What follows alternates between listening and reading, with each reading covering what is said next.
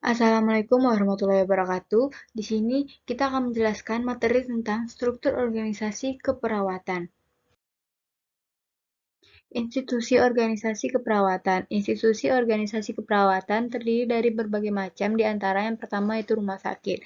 Adalah institusi pelayanan kesehatan yang menyelenggarakan pelayanan kesehatan perseorangan secara paripurna yang menyediakan pelayanan rawat inap, rawat jalan, dan gawat darurat yang dijelaskan oleh Permenkes 3 tahun 2020.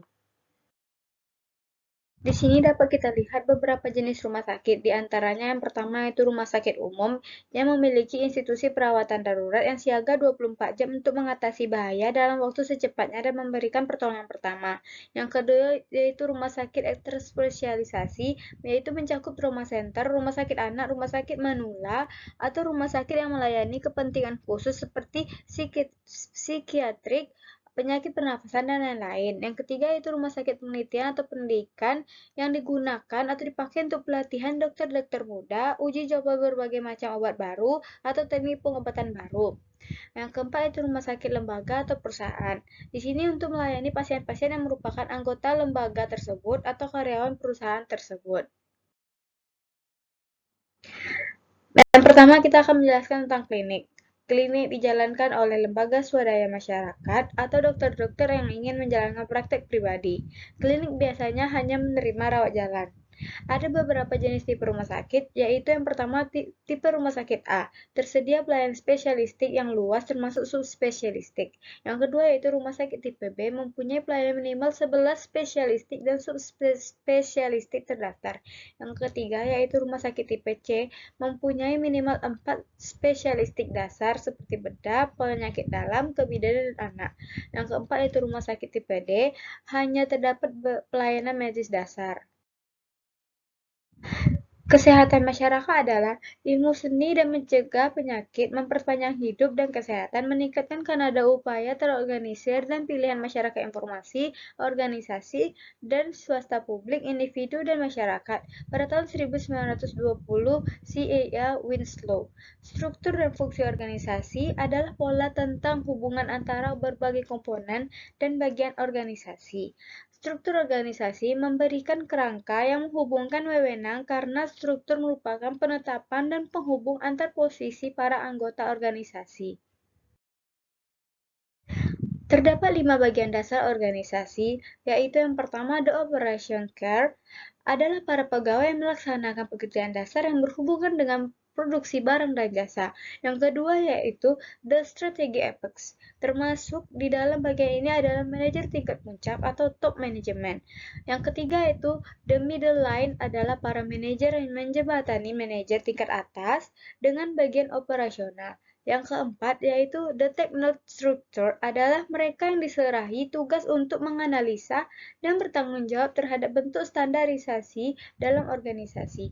Yang kelima yaitu the support staff, adalah orang-orang yang memberikan jasa pendukung tidak langsung terhadap organisasi atau orang-orang yang mengisi unit staff. Selanjutnya yaitu fungsi organisasi yang dapat kita ketahui yaitu mengusahakan hubungan secara efektif antar orang-orang yang melahirkan kerjasama yang efisien sehingga dapat menyelesaikan suatu pekerjaan. Nah, selanjutnya yaitu fungsi-fungsi pokok manajemen berorganisasi. Yang pertama yaitu perencanaan, planning. Yang kedua, pengorganisasian, organizing. Yang ketiga yaitu melaksanakan, actuating. Yang keempat yaitu pengawasan atau controlling. Selanjutnya kita akan membahas tentang tipe working relationship. Yang pertama yaitu birokrasi. Birokrasi adalah sebuah struktur dengan tugas-tugas operasi yang sangat rutin yang dicapai melalui spesialisasi, aturan dan ketentuan yang sangat formal, tugas-tugas yang dikelompokkan ke dalam berbagai departemen fungsional.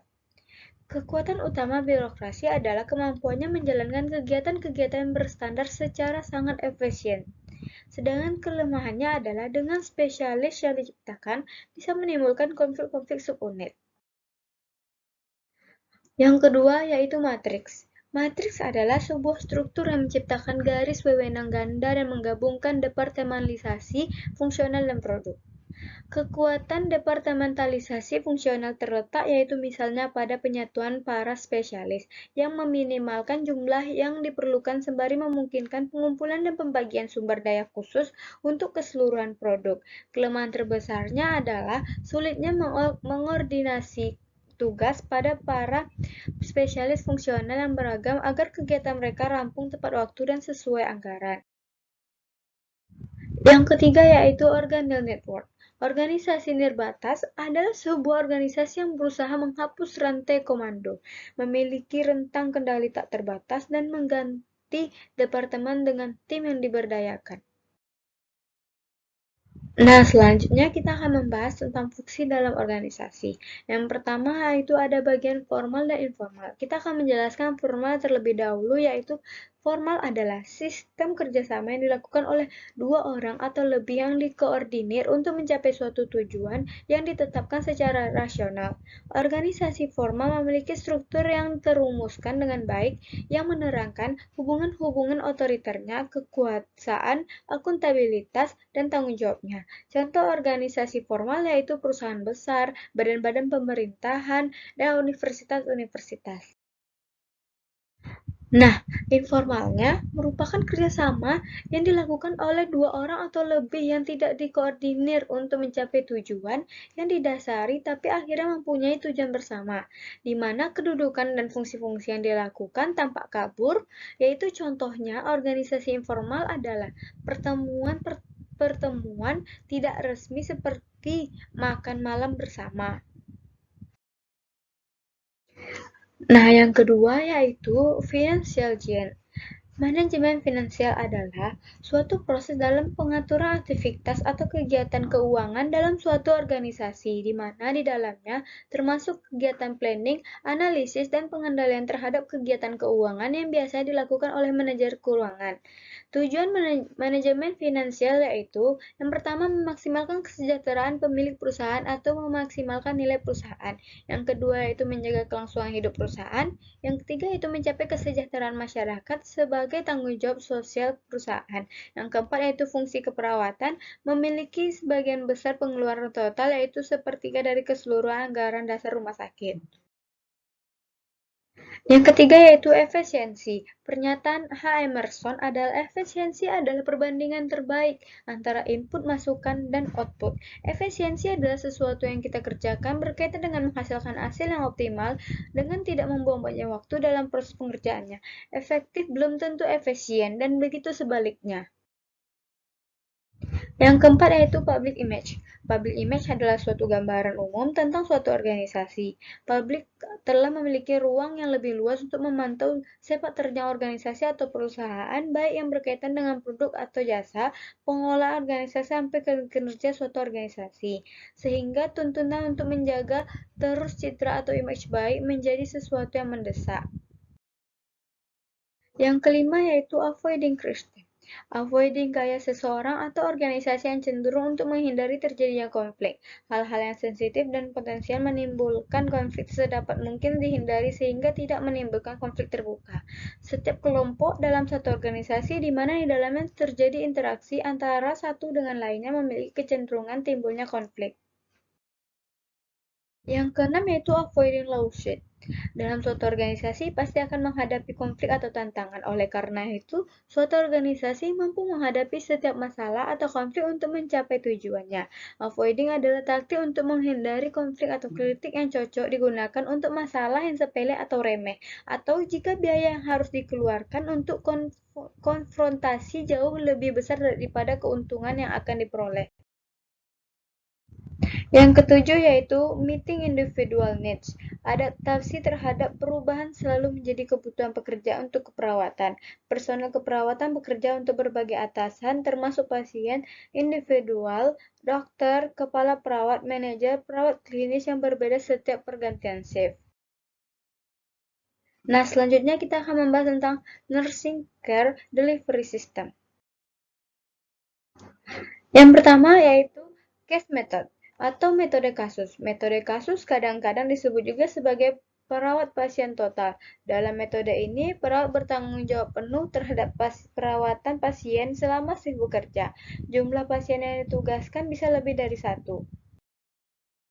Yang kedua yaitu functional methods atau metode fungsional. Metode fungsional dilaksanakan oleh perawat dalam pengelolaan asuhan keperawatan sebagai pilihan utama pada saat Perang Dunia Kedua. Pada saat itu, karena masih terbatasnya jumlah dan kemampuan perawat, maka setiap perawat hanya melakukan 1 sampai 2 jenis intervensi keperawatan kepada semua pasien di bangsal. Nah, yang ketiga yaitu team nursing, keperawatan tim. Metode tim merupakan suatu metode pemberian asuhan keperawatan di mana seorang perawat profesional memimpin sekelompok tenaga keperawatan dalam memberikan asuhan keperawatan kelompok klien melalui upaya kooperatif dan kolaboratif. Menurut Douglas, pada tahun 1984. Yang keempat yaitu primary nursing atau keperawatan primer.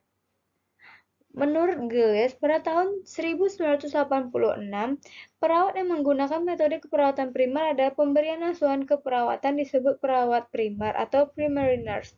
Pada metode keperawatan primer, terdapat kontinuitas keperawatan bersifat komprehensif serta dapat dipertanggungjawabkan. Setiap perawat primer bisa mempunyai 4-6 klien dan bertanggung jawab selama 24 jam selama klien dirawat di rumah sakit. Selanjutnya yaitu nursing care management. Setiap perawat ditugaskan untuk melayani seluruh kebutuhan pasien saat ia dinas. Pasien akan dirawat oleh perawat yang berbeda untuk setiap shift dan tidak ada jaminan bahwa pasien akan dirawat oleh orang yang sama pada hari berikutnya.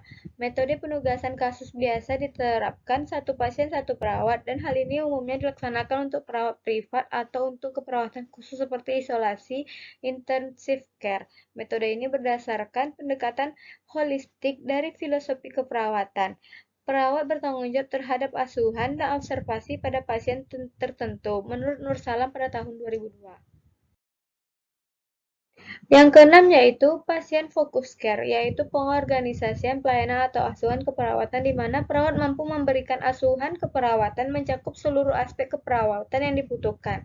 Perawat memberikan asuhan keperawatan kepada seorang pasien secara menyeluruh untuk mengetahui apa yang harus dilakukan pada pasien dengan baik. Dalam metode ini tuntut kualitas serta kuantitas yang tinggi dari perawat sehingga metode ini sesuai jika digunakan untuk ruangan ICU ataupun ICCU. Sekian materi yang dapat saya sampaikan. Apabila ada kesalahan kata, mohon dimaafkan. Wabillahi taufiq hidayah. Wassalamualaikum warahmatullahi wabarakatuh.